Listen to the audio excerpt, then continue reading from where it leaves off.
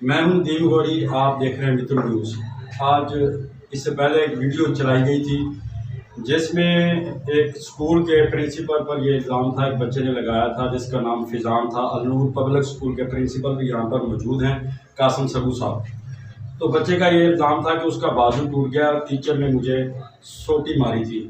उसके बाद वो वीडियो वायरल हुई है। अब जो है वो प्रिंसिपल साहब जो है वो कासिम सबू साहब वो अपना मौका भी देंगे और मुअज़्ज़िन इलाका ने जो है मोहम्मद मुज़म्मिल गुजर ने इनकी आपस में बच्चे के वालिद और प्रिंसिपल के दरमियान सुलह करवा दी है और जो बच्चे का वालिद है वो भी किसी किस्म की कार्रवाई नहीं करना चाहता।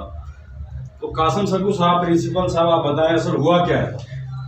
असल में जी ब्रेक टाइम था तो बच्चे ना खेल रहे थे, तो बच्चे खेल में एक दूसरे को ना वो करने लगी तो वो नीचे गिर गया, जिसकी वजह से थोड़ा सा मामला दरपेश आया। अदरवाइज इसके अलावा और कोई मामला नहीं था। आप कोई कार्रवाई करना चाहते हैं जी? आप किसी को कोई इतराज़ तो नहीं है इस हवाले से? जी, इनकी आपस में सुलह हो गई है। ये फैज़ान का वालिद है जो थैलेसीमिया का मरीज भी है और अव्वल क्लास में पढ़ता है, जिसका बाजू टूट गया था। इसका यही मौक़िफ़ है कि ये अब कार्रवाई नहीं करना चाहता।